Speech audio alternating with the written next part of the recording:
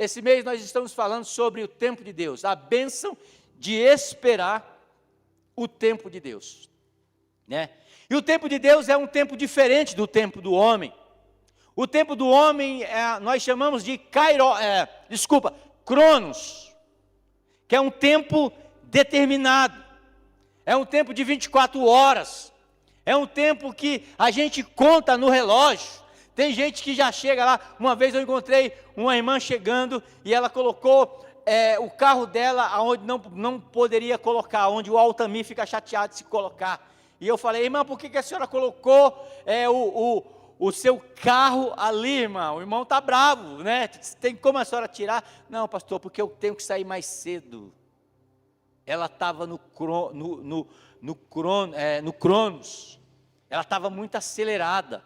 E quando a gente vem aqui, irmão, a gente tem que esperar o Kairós de Deus, tem que esperar o tempo de Deus. Vai ter pessoas que vão ser abençoadas aqui nesse momento, no Cronos nosso.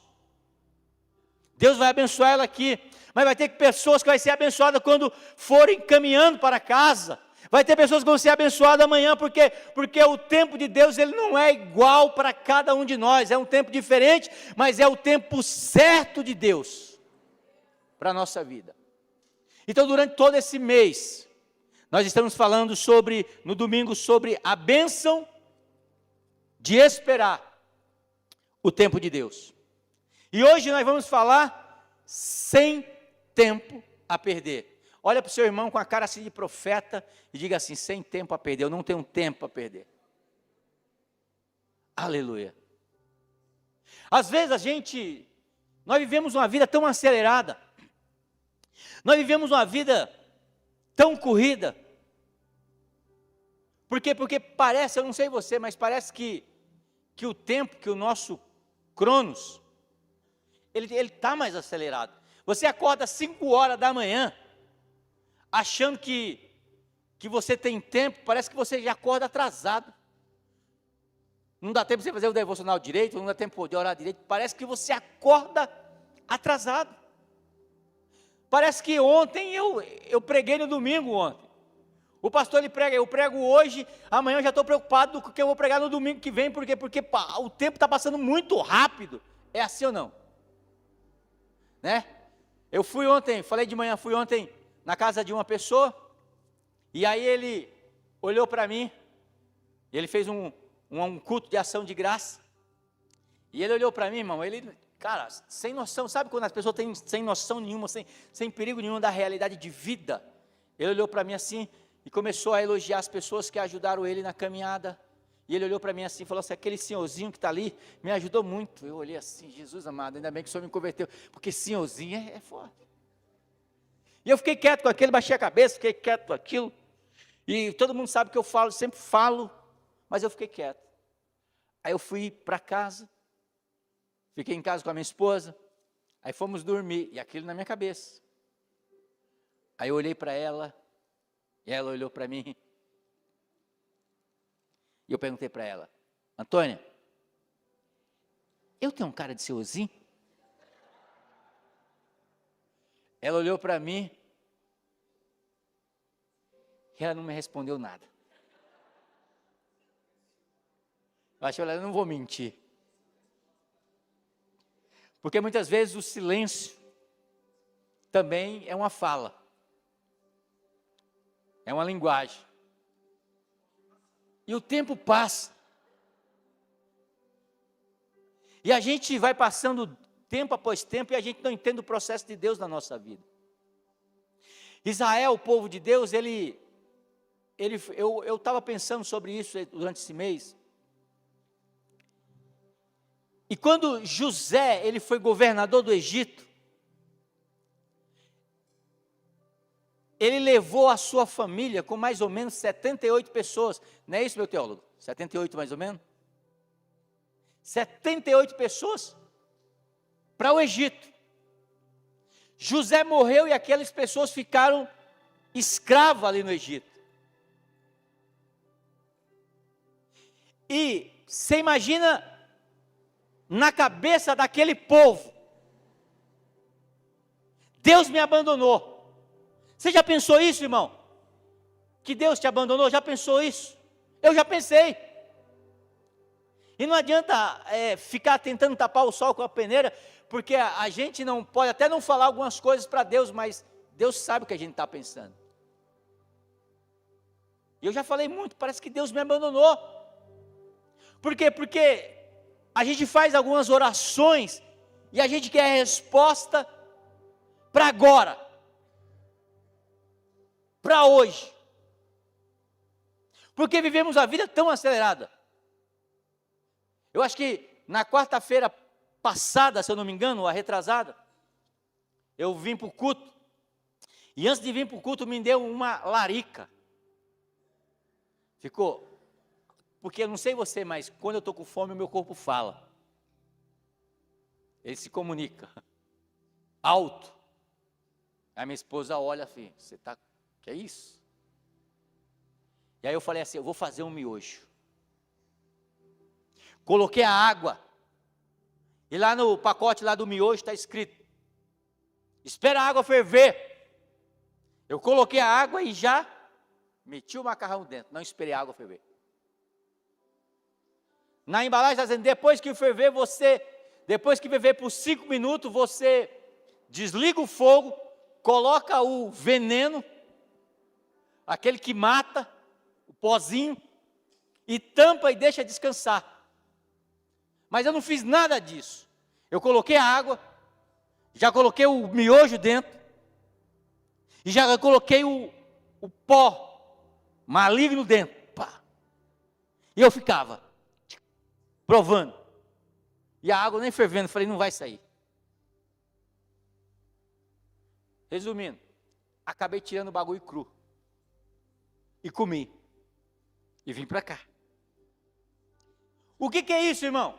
A gente não tem 5 minutos para esperar para fazer uma refeição. É muito acelerado. Porque a nossa vida vive acelerada e a gente não entende. Porque a gente quer resposta para hoje. E o povo entrou lá no Egito, só que, preste atenção numa coisa. Existiam várias tribos nômades, igual ao cigano. Existiam os filisteus, os amoneus, os moabitas, os hetitas, os vigaristas, tinha um monte de tribo. E essas tribos, o que elas faziam? Elas andavam no deserto e elas iam matando as outras tribos menores para poder subtrair os seus bens. E aí o povo estava escravo no Egito, mas só que olha o pensamento de Deus, que eles não sabiam. O que é que Deus fez? Qual era a maior nação que existia na época? O Egito. Então Deus vai lá e coloca aquele povo, sem eles entender, lá no Egito. E eles ficam durante 400 anos presos lá no Egito e dizendo, Deus se esqueceu de mim. Aonde estão as promessas de Deus na minha vida? Aonde está aquela palavra de Deus que eu recebi naquele tempo, na minha vida? Você é assim também? Eles ficavam ali murmurando, mas só que Deus, Ele tinha um outro plano. Deus pensava que se eu deixar 78 pessoas vagando no deserto, possivelmente as outras tribos vão morrer. E Deus, Ele vai lá e coloca eles dentro da maior nação que tem, que era o Egito. E passa 400 anos, e o povo clamando, e o povo sendo escravo, orando. E a Bíblia diz que aquele povo, ele cresce. Quando Moisés saiu do Egito, levou mais de 1 milhão de pessoas. Aquele povo cresceu tanto, que o Egito ficou com medo, dizendo, esse povo está maior do que o nosso. A gente precisa oprimir. Aí Deus olha e falou assim, agora eu posso liberar eles para o deserto, para a terra que eu vou prometer para eles. Por quê? Porque nenhuma nação é maior do que a deles agora. Eles não correm perigo de vida. Então aprenda uma coisa, amado. Deus não está demorando a responder a sua oração. Deus só está reservando o melhor dele para a tua vida. Deus está te guardando para que o diabo não te toque. Deus está te guardando mesmo dentro do Egito, uma nação opressora, para que você não seja oprimido. Porque Deus está contigo. Aí depois Deus faz aquele convite maravilhoso, olha, vai lá Moisés e diz para Faraó, diz para ele deixar o meu povo ir, para celebrar uma festa no deserto. Por quê? Porque eu vou estar com ele. Não é o lugar, mas é onde Deus está. Não é o que você está passando agora, mas é se Deus está contigo agora. Salomão ele diz, para tudo há uma ocasião e um tempo para cada propósito debaixo dos céus. Deus tem um tempo determinado para a tua vida, e você não sabe. Sabe, eu estava ali sentado ali, enquanto o pessoal estava fazendo a parte da liturgia aqui, eu estava adorando, eu estava me lembrando, quando eu fui para, que a nossa escada de sucesso em Deus, ou seja, a nossa caminhada de sucesso em Deus, ela vai para o degrau. Deus nunca vai te colocar em um lugar sem você estar preparado. Primeiro Ele te dá um pouco, para Ele poder te colocar no muito. É isso que a Bíblia diz. Eu estava lá, lembrando quando eu estava lá na minha cidade, lá em Vargem Grande. Uma igreja pequena. E eu estava ali pensando que eu ia ficar o resto da minha vida ali. Só que Deus tinha um outro plano para mim. E atrás de mim Ele tinha um outro plano para o Odaí, que é o pastor que está lá. Eu fiquei 8 anos lá, pensando, Deus, será que é aqui? O meu ministério vai ser aqui mesmo? E quando chegou o tempo determinado por Deus, eu não conhecia a 8ª Igreja do Nazareno, nunca vim aqui. Não era. Eu fui convidado para pastorear a igreja do DIC 4, que era a igreja de onde eu fui. E eu fiquei todo feliz. Todo feliz. E aí está tudo certo, a junta me faz o convite. Eu falo, tá, beleza, vou. É a igreja que eu amava. E aí o pastor Fernando, hoje eu entendo que ele foi usado por Deus, mas na época achei que ele foi usado pelo inimigo. Ele não deixou ir. Só que ele não falou nada para mim. Ele só me bloqueou.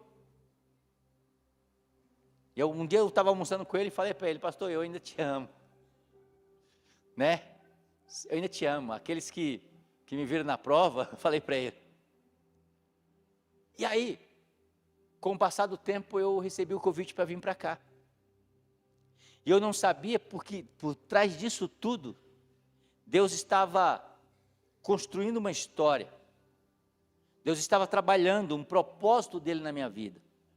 E em troca disso, o pastor Aldaí também, que era uma pessoa que estava lá em Poços de Caldas como pastor auxiliar, ele tinha vontade de pastorear uma igreja, ele foi colocado lá na igreja de Vargem Grande.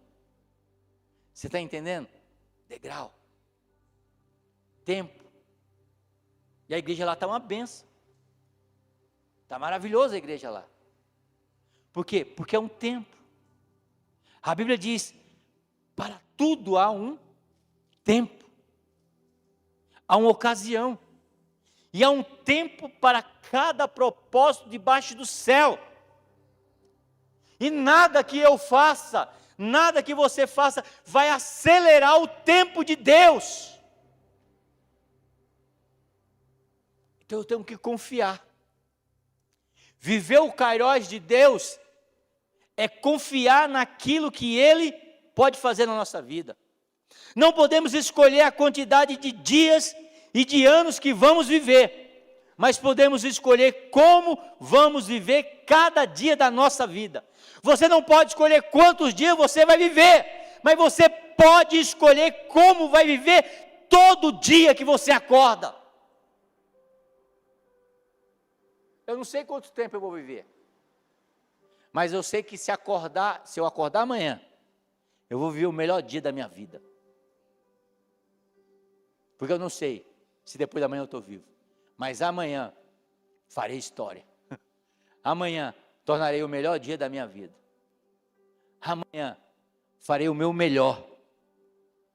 Mais importante do que longevidade é o que é ter sabedoria. Alan Sanches diz: a morte é mais universal do que a vida. Todo mundo morre, mas nem todo mundo vive. Tem pessoas que acordam de manhã sem objetivo, sem foco, sem saber por que acordaram. Quando você acordou hoje, você acordou, qual que era o teu foco? Qual que era o teu objetivo? Qual que eram os teus sonhos? O que você tinha planejado?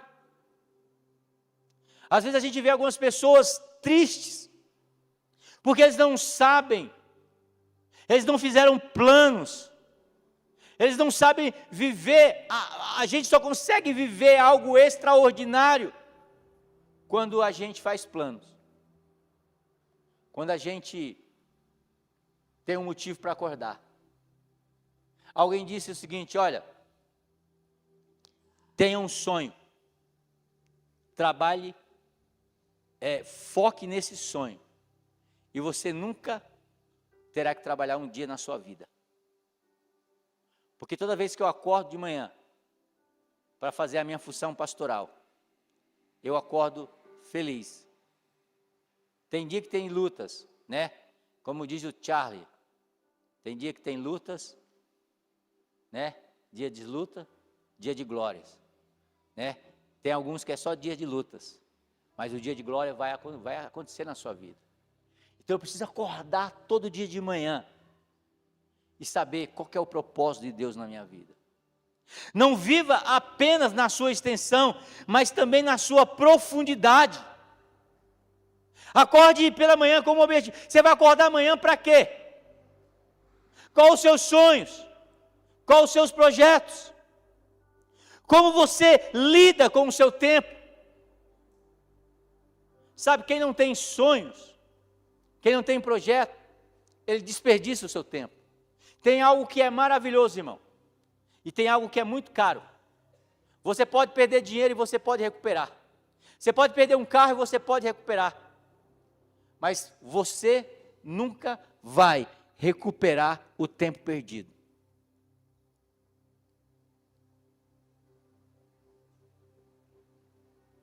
O profeta que morreu algum tempo atrás, o R.R., eu acreditava nisso quando eu era jovem. Ele dizia o seguinte, que temos todo o tempo do mundo. Mas a realidade é que quando você chega em determinada tempo na nossa vida, a gente olha, eu não tenho mais todo o tempo do mundo. Então eu preciso ter um foco. Eu preciso ter um objetivo. Eu preciso saber o que Deus tem na minha vida. Tem um salmo que diz assim: ensina-me a contar os meus dias, para que eu tenha uma vida poderosa. Então como é que você conta seu dia? Vou contar aqui.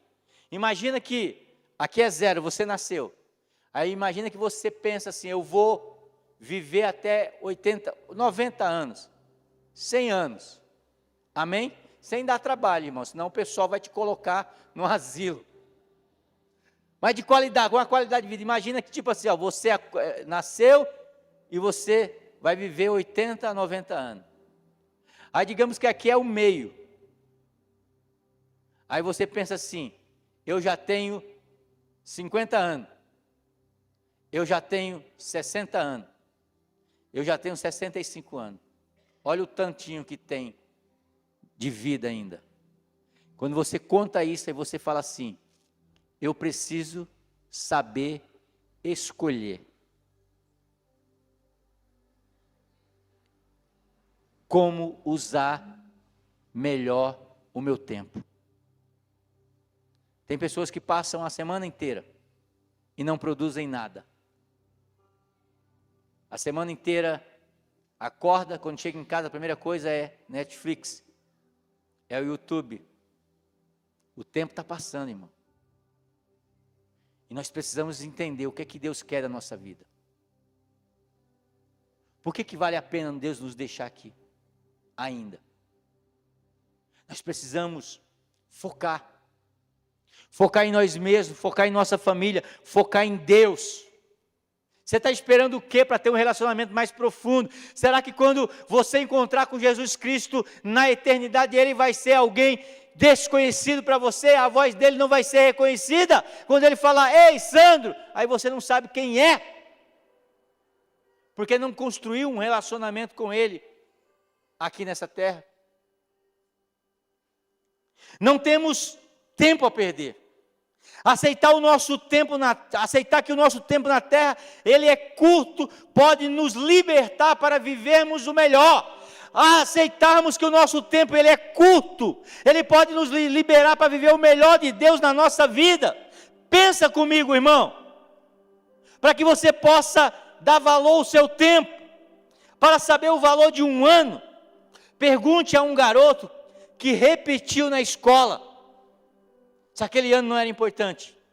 Para você saber o valor de um mês, pergunte a uma mulher que teve o seu filho prematuro, antes de completar os 9 meses. Para que você saiba o valor de uma semana, pergunte a alguém que edita um jornal, alguém que tem que fazer alguma coisa na semana. Para você saber o valor de um dia, pergunte a uma diarista que trabalha trabalha de uma maneira intensa para fazer uma faxina numa casa. Para você saber o valor de uma hora, pergunte a um noivo que não vê o momento de se encontrar para um casamento. Quando eu fui casar com a Antônia, vou contar aqui. Eu fui lá, estava lá no cartório, e eu estou esperando a Antônia, ela não vem. Aí eu fui lá, irmão, vocês não vão saber, jovem, o que é pena de vocês. Não sabe o que é isso. Aí eu saí do cartório, como ela não vinha. Saí do cartório e fui lá na frente, numa, sei lá, bodega. Vocês sabem o que é uma bodega? Hã? E aí eu comprei um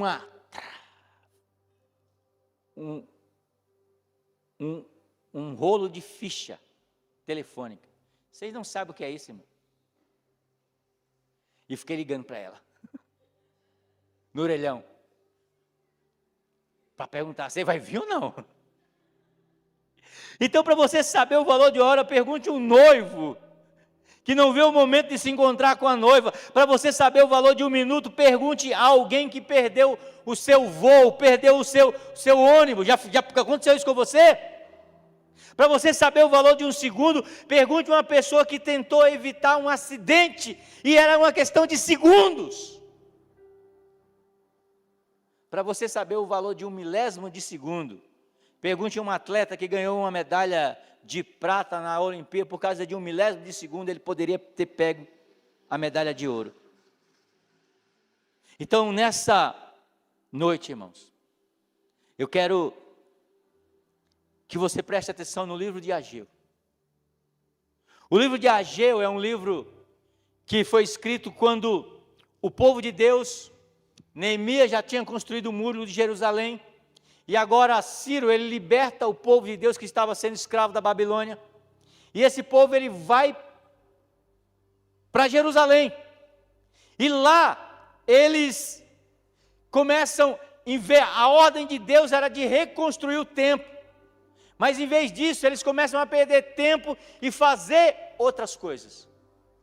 Aí Deus usa o profeta Ageu e diz: no 2º ano do reinado de Dario, no 6º mês, no 1º do mês, por meio do profeta Ageu, a palavra do Senhor veio a Zorobabel, filho de Salatiel, governador de Judá, e Josué, filho de Josadaque. Assim diz o Senhor dos Exércitos: esse povo diz, ainda não chegou o tempo em que a casa do Senhor será reconstruída. Por isso, a palavra do Senhor veio por meio do profeta Ageu, dizendo: acaso é tempo de vocês morar em casas luxuosas, enquanto esse templo permanece em ruína? Portanto, assim diz o Senhor dos Exércitos: considere o que tem acontecido com vocês. O povo se arrepende, e eles começam a construir o templo. Eu não quero falar de templo aqui hoje. E aí aquelas pessoas antigos, velhos, que tinham visto o templo de Salomão na sua magnitude, eles olham para aquele templo ali, construído na época de Ageu, um templo pequeno, e eles começam a chorar. E Deus olha no capítulo 2 e diz: minha é a prata, meu é o ouro. Eu poderia ter feito algo maior. Aí Deus diz aquela frase maravilhosa: a glória da segunda casa vai ser maior do que a primeira. O que eu vos quero dizer aqui nessa noite, não tem nada a ver com um templo, mas tem a ver com o templo que é a nossa vida, a nossa casa. Eu quero dizer para você que viveu um tempo maravilhoso quando você aceitou Cristo Jesus, você experimentou algo maravilhoso e você chega numa época como essa e você diz: olha que saudade que eu tenho daquela época que eu aceitei Cristo, onde eu ouvia Deus falar, onde eu ouvia Deus profetizar, e hoje parece que eu não vejo nada disso acontecer. Eu quero dizer para você aqui nessa noite que a glória da segunda casa, esse novo tempo que você está vivendo, vai ser bem melhor do que a primeira. Por que aquele povo estava ali? Por que o desânimo foi instaurado na vida daquele povo? Agora, para que você viva uma vida sem perder tempo, primeiro, cumpra todos os votos que você fez a Deus e que você fez a você mesmo. Nós sempre quando chega o final do ano, está chegando agora de novo, a gente faz um monte de voto, não é isso? Você fez um monte de voto no final do ano, que não cumpriu nada, para que você possa viver o melhor tempo da sua vida, e viver uma vida sem perder tempo, cumpra os seus votos feitos a Deus. Ageu capítulo 1, verso 4 diz: acaso é tempo de vocês morarem em casas finas, enquanto a minha casa continua destruída? Agora assim diz o Senhor dos Exércitos, preste atenção, veja aonde os seus caminhos os levaram. Veja aonde os seus caminhos os levaram. O que eu quero dizer com isso, irmão? Olha a tua vida hoje, olha o teu casamento hoje, olha a tua vida espiritual hoje. Nós devemos olhar a nossa vida espiritual, o nosso casamento, a nossa família, e refletir nessa pergunta que Deus diz para o povo: veja aonde os seus caminhos os levaram. Nós não podemos reclamar daquilo que nós estamos vivendo hoje, porque é fruto daquilo que nós plantamos ontem. Ninguém tem culpa da onde eu estou. Deus não tem culpa, você não tem culpa da onde eu estou. A culpa é minha, porque onde eu estou hoje é fruto daquilo que eu plantei ontem. E o que você tem plantado na sua vida? O que você tem plantado no seu casamento? O que você tem plantado no seu relacionamento? Ah, pastor, eu não tenho muitos amigos, mas você tem plantado? Ah, pastor, meu casamento está assim, assim, assado, mas você tem plantado para ter um casamento poderoso? Sabe, até muitas das nossas enfermidades são frutos daquilo que nós plantamos ontem, no passado. A glicemia está alta, o que eu comi no passado? Aí eu estou com problema hoje, o que eu comi no passado? Então Deus vai dizer: vejam aonde os seus caminhos os levaram. Nós devemos fazer uma reflexão, irmãos. Ah, pastor, mas eu não estou indo para lugar nenhum. Pior ainda, irmão. Pior ainda. E por que a gente não vai para lugar nenhum? Porque muitas vezes nós perdemos o foco, ou não temos mais o foco. Por exemplo, o relacionamento da nossa família, ele vai se esfriando muitas vezes aos poucos, porque a gente não investe nele. E eu estou falando aqui, irmãos, não só de casamento, mas eu estou falando de filhos também. Às vezes os filhos começam a se distanciar da gente, e a gente não sabe por quê, porque nós não focamos. Tá, eu não estou criticando você, eu também trabalho isso na minha vida. Muitas vezes eu estou em casa e às vezes é para me focar no meu casamento, na minha família, eu estou focando em outras coisas que eu poderia deixar e focar depois.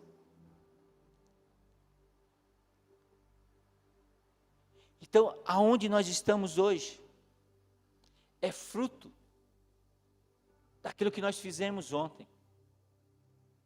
Não reclame da colheita, porque foi você que plantou. Segundo Paulo diz em Coríntios, nós recebemos a colheita da semente que nós plantamos. Se nós queremos viver uma vida poderosa, o que você está fazendo? Sabe, a gente reclama tipo, estou ganhando pouco. Cara, mas o que nós fizemos para mudar? Para estar preparado? Nós nos conformamos. Nós chegamos em casa e achamos que trabalhamos, e aí merecemos Netflix, merecemos o YouTube, e também merecemos a vida que nós temos, porque nós não estamos plantando, nós não estamos desenvolvendo. Presta atenção, 1% não é nada, mas se você melhorar 1% ao dia, o Júnior fez a conta para mim de manhã, no ano vai dar quanto, Júnior? 365%. 1%. Não é muita coisa, irmão. Mas na nossa vida, se a gente quiser viver uma vida extraordinária, nós precisamos melhorar a cada dia, e não precisa ser muito. Tem gente que quer que a vida dele mude 100% de hoje para amanhã. Não, meu irmão. Se você mudar 1% ao mês, durante um ano, você vai estar em um lugar extraordinário. Se a gente mudar o nosso casamento 1% ao mês, não é muito esforço. Mas sabe qual que é o problema que a gente tem? A gente não tem foco. E não existe conquista sem foco. Você pode ser um cara mais inteligente que for, mas se você não focar naquilo que você tem que focar, você sempre será essa pessoa mediana. Você sabe o que significa uma pessoa medíocre? Uma pessoa que está na média. E para você sair da média, você não precisa fazer muita coisa, irmão. É 1% ao dia ou ao mês. Para que eu possa ser uma pessoa diferente. Ageu capítulo 1, verso 10 diz: por isso, por causa de vocês, o céu retém o orvalho e a terra deixou de dar o seu fruto. Ou seja, nós não recebemos aquilo que Deus tem para a nossa vida por causa de nós mesmos. Quem acredita em oração aqui, que a oração pode abrir as portas do céu e trazer os céus na terra?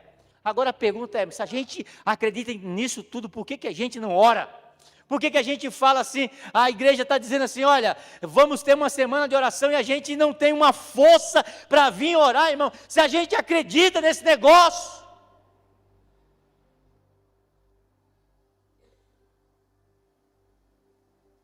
Alguém disse que a sabedoria, ela pode mudar, ou melhor, o conhecimento, ele muda a vida de uma pessoa. Muda ou não muda? Amém ou não? Não, não muda, irmão. Não muda. Faz as contas rapidinho na tua cabeça.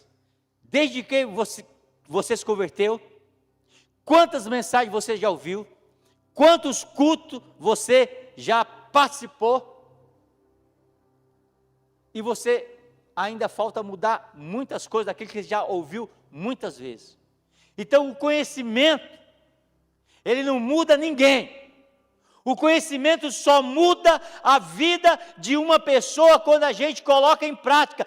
Todos, a maioria aqui levantou a mão dizendo que a oração é uma arma poderosa que abre as janelas do céu e torna o invisível visível na nossa vida, traz o milagre de Deus. Mas aí quantos oram? A gente diz que a oração é importante, mas a gente não tem tempo de orar. A gente diz que a nossa família é importante, e eu prego para mim mesmo. Acho que de manhã cedo, antes de eu pregar, eu falei para o Júnior o tema da mensagem. Aí o Júnior deu uma risadinha e falou: pastor, o duro quando a gente vai pregar e a palavra corta primeiro na gente aqui, ó, para depois cortar no povo. Então a gente diz que a nossa família é importante, mas a gente não valoriza a nossa família. A gente diz que a nossa igreja é importante, mas a gente também coloca a nossa igreja em último lugar. Uma vez, antigamente a gente tinha aquela questão de fazer a pirâmide. Lembra da pirâmide? Que a pirâmide era Deus, né? Família, trabalho e igreja. Tudo errado. Porque a nossa vida, ela tem que ser um círculo. 100% Deus, 100% família, 100% trabalho e 100% igreja.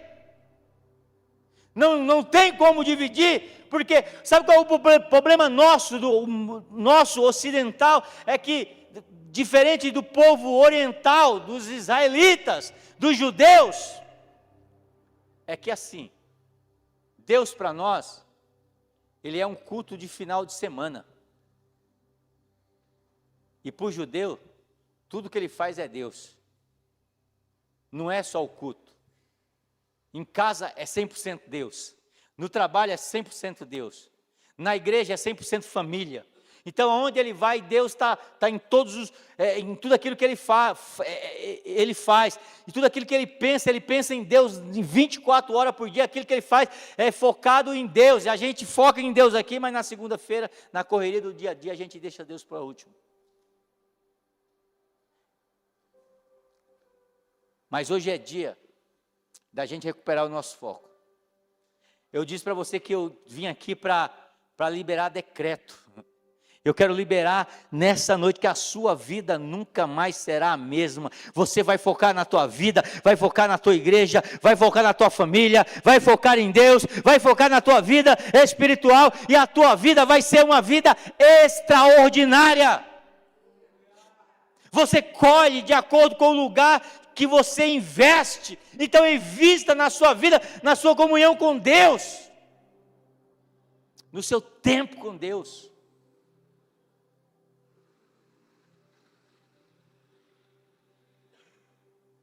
Segundo, mantenha o foco na gratidão do que o Pai já lhe entregou. Ageu capítulo 2, verso 3 diz: quem de vocês viu esse templo em seu primeiro esplendor? Comparando com ele, não é como nada o que vocês veem agora? Coragem, Zerubabel, declara o Senhor. Coragem, sumo sacerdote Josué, filho de Josadaque. Coragem. Ao trabalho, ó povo da terra, declara o Senhor. Porque eu estou com vocês. Então mantenha o foco, irmão. Amanhã acorda pela manhã, meu irmão. Tira um tempo para você falar com Deus e torna isso um hábito, irmão. Sabe, Deus tem direção para você, mas você está confuso. Tem pessoas que dizem: o que eu faço, pastor? Você já ouviu Deus falar? Não. Mas você foi procurar ouvir Deus falar? Não. Então primeiro você tem que ouvir Deus falar. Primeiro você tem que ter foco. Mantenha um foco na gratidão. O texto vai dizer, olha, a glória da segunda casa será maior do que a primeira. Deus, você vai ver um tempo tão extraordinário com Deus a partir de hoje, que tudo aquilo que você viveu no passado não vai ser comparado com aquilo que Deus tem para a tua vida a partir de hoje, se você entender isso. O teu casamento vai ser extraordinário, irmão. Sabe, a gente tem que se posicionar. Se muitas coisas não estão dando certo, olha, o diabo, ele trabalha contra nós. E quer você acredite ou não, ele vai trabalhar de qualquer jeito. E o interesse do diabo é exatamente que você não acredite, que tudo é obra do seu patrão, que tudo é obra que você não sabe, da sua família, da sua esposa. O diabo quer terceirizar a culpa dele. Você precisa se posicionar nessa noite. E focar nesse posicionamento que você vai ter a partir de hoje. E dizer, a minha vida jamais será igual ela era até antes de eu entrar na igreja hoje. A partir de hoje eu assumo um compromisso comigo de mudar a minha vida, de ter um relacionamento com Deus, de ouvir Deus falar, de ouvir a direção de Deus e de desfrutar o milagre de Deus para a minha vida. Faça um compromisso com você, irmão. Faça um compromisso com Deus. Deus, Ele está na frente. Eu brinquei de manhã cedo dizendo o seguinte, olha, a gente faz promessa para nós mesmos, é brincadeira. E às vezes assim, a gente promete, olha, eu vou entrar na academia porque eu preciso dar uma arrumada na minha saúde. Né? Eu vou estudar mais. Semana que vem, amanhã, você falou isso na semana passada, eu vou começar a focar nos meus estudos. Amanhã eu vou começar a focar mais na minha família. Aí passo amanhã, passo depois da manhã, e você não faz nada disso. Agora eu pergunto para você, uma pessoa que não consegue cumprir algo com ele mesmo, ele não é uma pessoa confiável. Que nós precisamos cumprir os nossos votos, cumprir os nossos propósitos. Sabe, irmão, uma das coisas que eu faço aqui nessa igreja, eu não estou preocupado se você, eu já tive esse lado criança espiritual. E eu entendi o seguinte, que se eu pregasse na igreja, e os irmãos não dessem cambalhota, e não virassem o avesso, Deus não estava falando. Mas quando eu olho aqui, eu vejo Deus falando. Porque o que Deus espera, irmão, é transformação de vida. Deus sempre fala a esse povo, me honra com os lábios, dá glória, pula, tal, poder.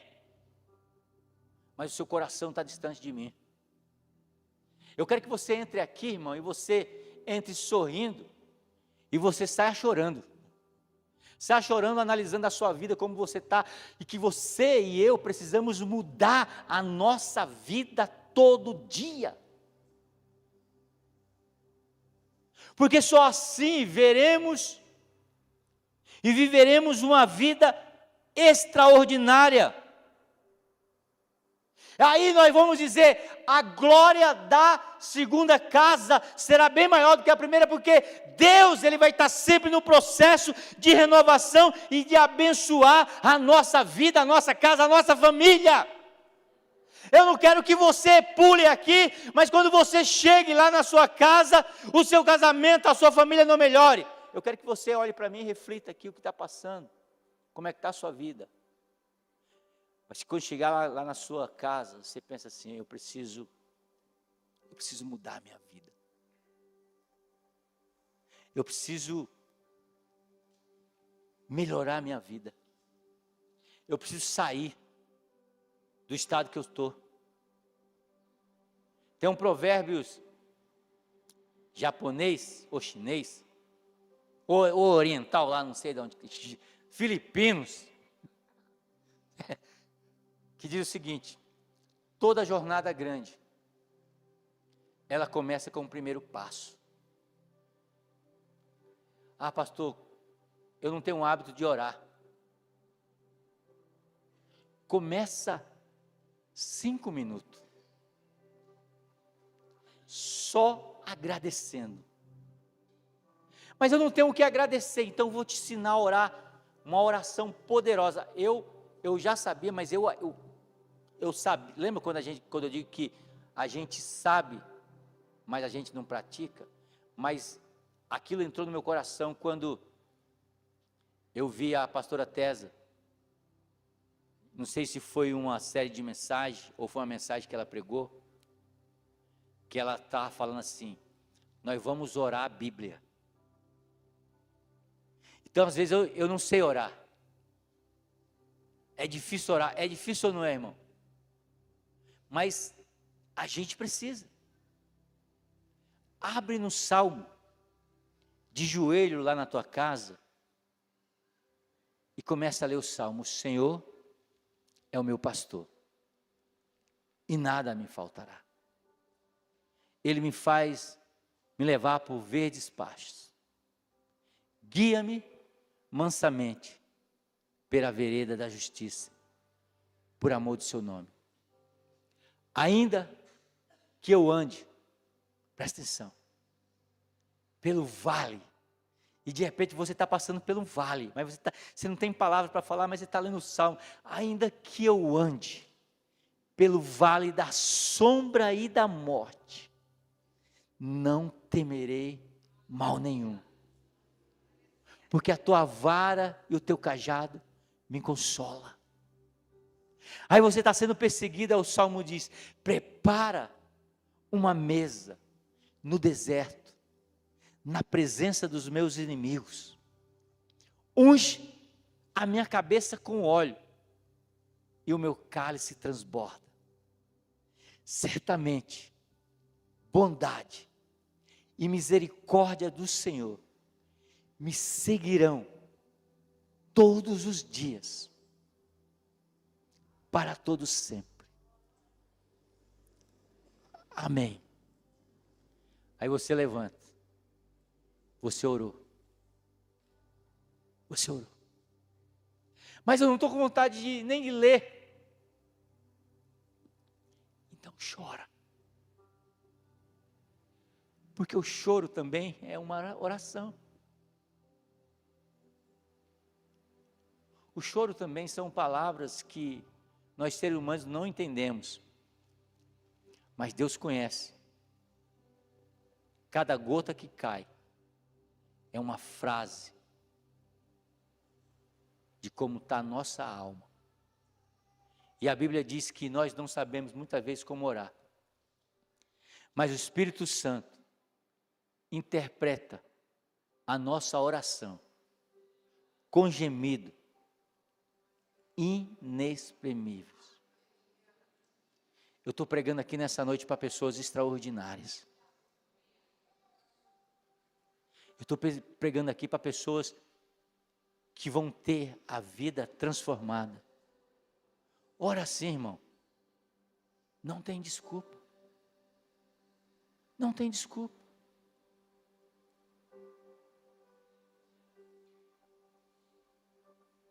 As suas conquistas do passado ficarão pequenas diante da grandeza do futuro que Deus preparou para você. Vou repetir. A sua conquista do passado ficarão pequenas diante da grandeza do futuro que Deus preparou para você. Escreve isso. Coloca no teu celular. Escreve na mão. Aprende uma coisa. Deus não responde necessidades.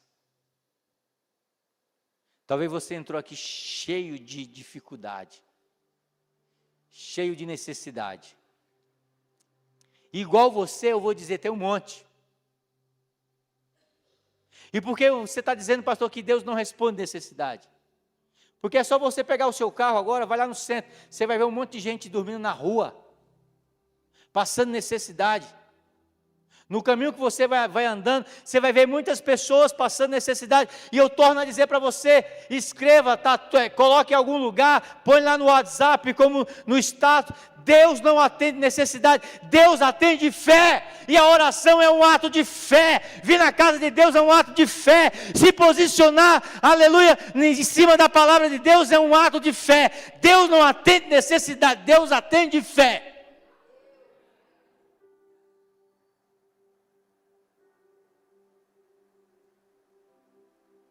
Quando João estava subindo mais Pedro para o templo, 3 horas da tarde, tinha um homem ali que estava com uma necessidade tão grande.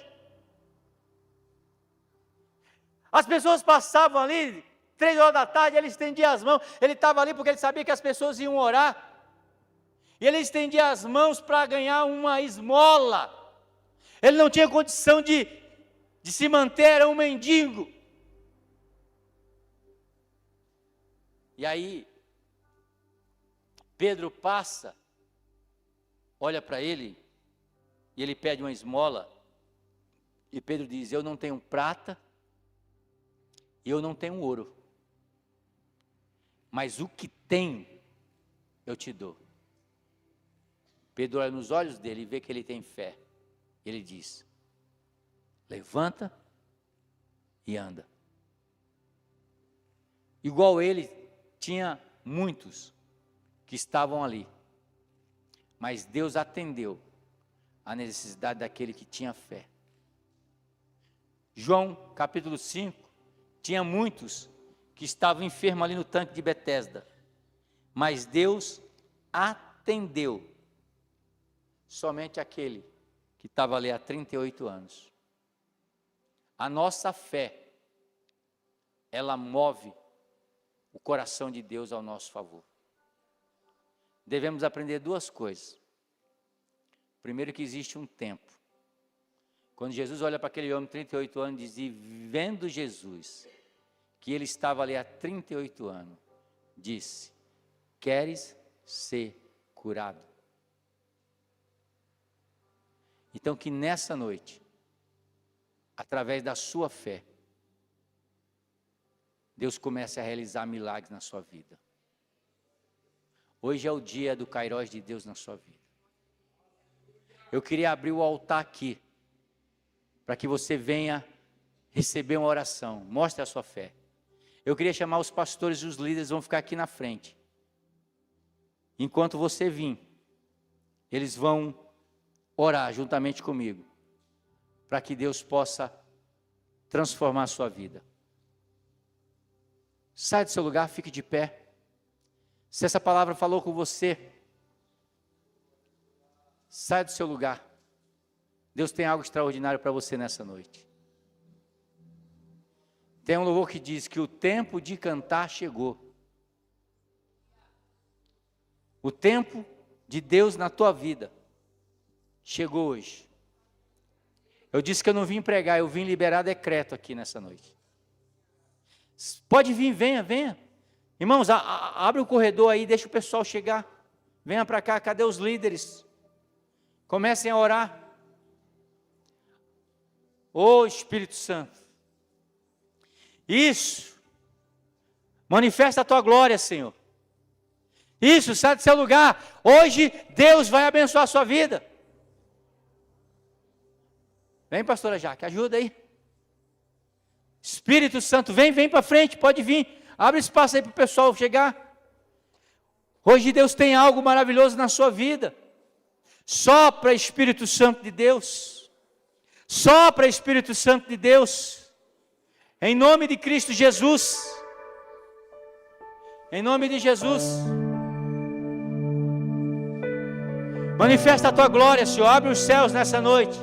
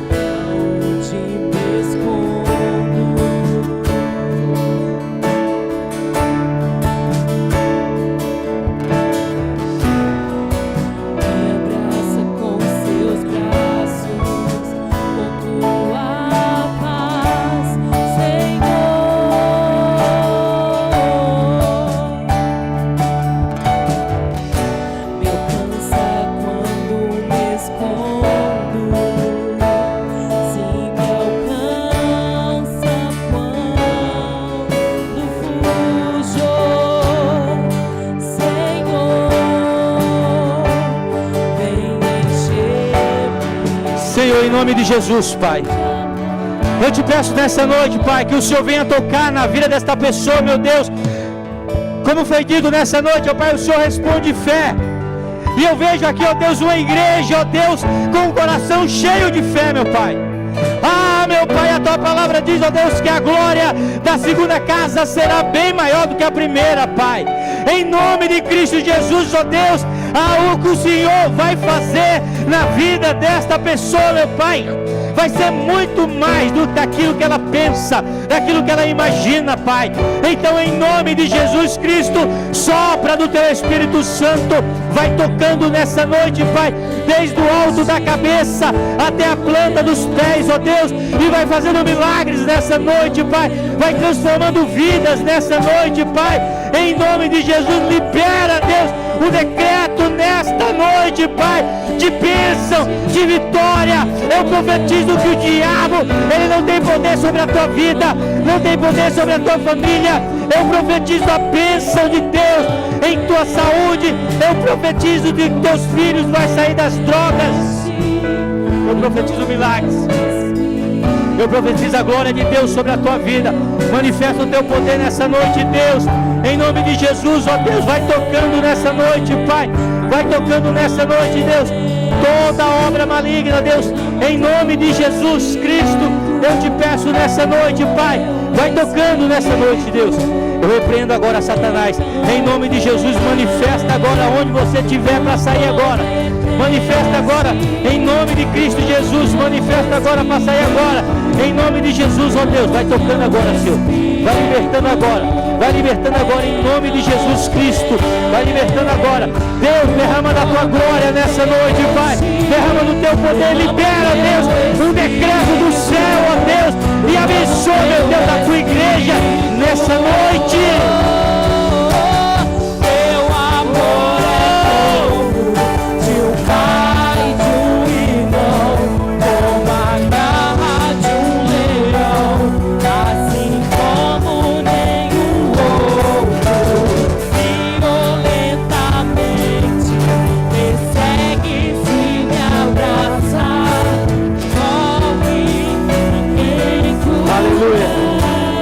Coloque a mão no seu coração.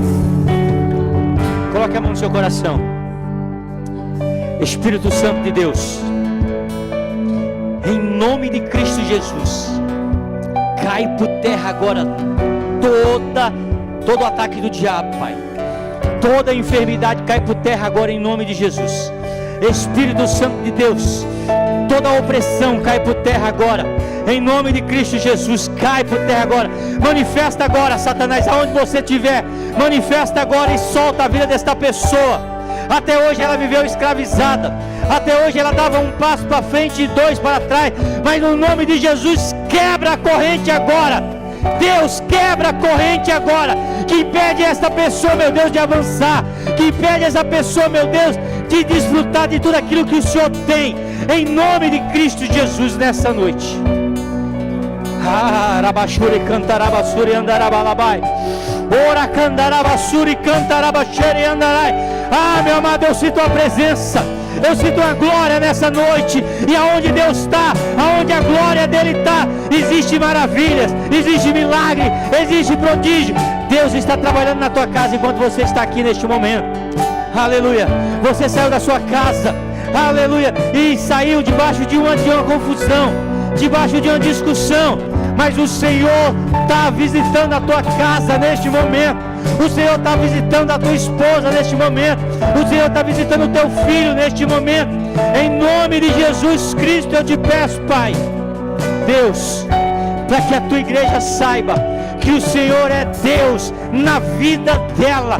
Manifesta o teu poder agora. Batiza com o teu Espírito Santo agora, Pai. Deus, renova, Senhor. Renova, Deus, os dons espirituais, ó Pai. Em nome de Cristo Jesus, ó Deus. Aleluia. Lá no final da igreja, meu Pai, envia teus anjos, ó Deus, e vai tocando em cada vida. E vai tocando em cada pessoa agora. E vai fazendo milagres, Pai. E vai fazendo milagres, Pai. O novo tempo. Hoje é um novo tempo. É um novo tempo na tua vida, é um novo tempo na tua casa, é um novo tempo na tua família. Deus tem um novo tempo para você. Aleluia! O tempo de cantar chegou, o tempo de cantar chegou. Aleluia! Adore a Ele, adore, adore.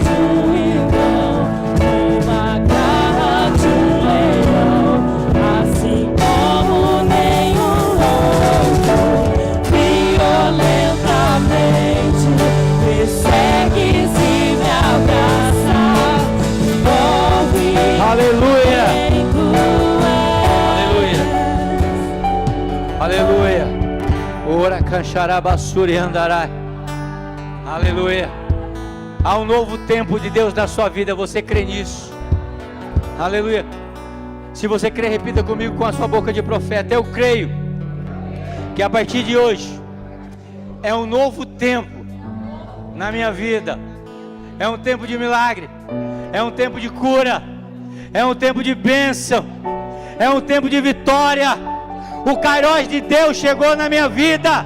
Aleluia. Diga: eu vou ser tão abençoado que eu nem vou me lembrar da dificuldade que eu passei no passado, porque a partir de hoje Deus muda a minha história. Se você crê, abra sua boca, aplauda Ele, adore, glorifique em nome de Jesus.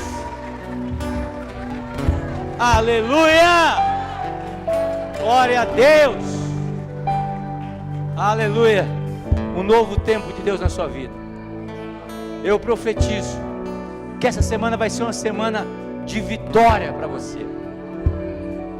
Que o meu telefone, o meu WhatsApp, ele vai bombar de tantas pessoas contarem aquilo que Deus está fazendo, aquilo que Deus está criando, está trazendo à existência aquilo que não existe ainda.